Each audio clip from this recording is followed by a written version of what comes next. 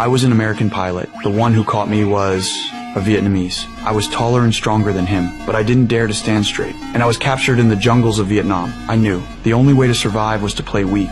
They dragged me into a small village in Laos. I forced a smile, met every villager's eyes, tried to act friendly, harmless. They told me to sit, so I Saturday. Later, they took me deeper into the jungle, tied me to a tree, and fired shots at me. Bullets missed. They were just trying to scare me. I cursed them out. They stepped closer, fired another round right by my ear. My head rang for minutes. When they got bored, they dumped me in a rotten prison hidden in the jungle. There were already a few POWs, all pilots, shot down and locked in here. Some had been trapped for more than 2 years, skin and bones, barely surviving. Every day, they prayed for the war to end, for freedom, but no good news ever came. At night, our hands were crossed and locked together. We lay side by side, couldn't even turn over, our feet chained tight. Because the food was so bad, one guy with stomach issues shit his pants every single night.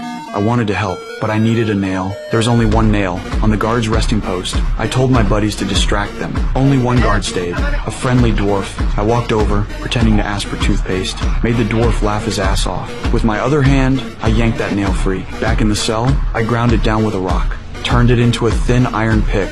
That night, I picked the lock on my handcuffs. Finally, we could at least turn over in our sleep. After that, I started thinking about escape. I saw how weak the guards were. Breaking out didn't seem that hard. But the other POWs reminded me, the hard part wasn't escaping. It was surviving the jungle. The jungle was the real prison. No water, no food. You wouldn't last, but I refused to believe that. The food in this prison was dog shit, not just for us. Even the guards were starving. The prison dogs? Skeletons with fur. Most days, all we got was rice. When food was really scarce, they'd bring us bowls of mealworms. Eat it or starve. No other choice. Why so bad? Because our bombers had destroyed their fields. No harvest. Everyone was starving. Giving us worms was considered special treatment. One day, a Thai pal overheard the guards talking. They were starving, crazy, wanted to go back to their village and eat. So they planned to dump us in the jungle, shoot us down, and pretend we escaped. That way, nobody would blame them. We had no choice but to escape. So we decided to move the next day. Good thing I'd been planning for months. That noon, while the guards ate, I used a mirror to scout outside. Once I was sure it was clear, I opened the fence.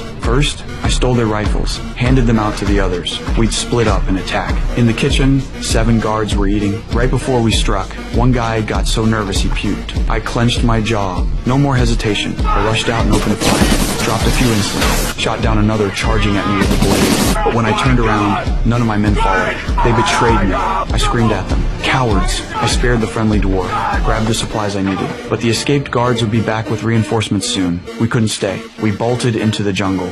Out there, we ran into those traitors again. They were already wearing stolen boots. Turns out, they weren't preparing to fight. They were stealing shoes. I cursed them to their faces. In the end, we split up. Before leaving, I traded a magazine for their machete. Former comrades, now just selfish strangers. Luckily, the rainy season had come. When the storm poured, we opened our mouths for water. At least that problem was solved. The rice we'd hidden in the shit bucket finally came in handy. After days of walking, we found a river, chopped logs, built a raft, hoped to float downstream. But before long, we hit a waterfall. The raft plunged. We fought like hell just to survive, but every last supply was gone.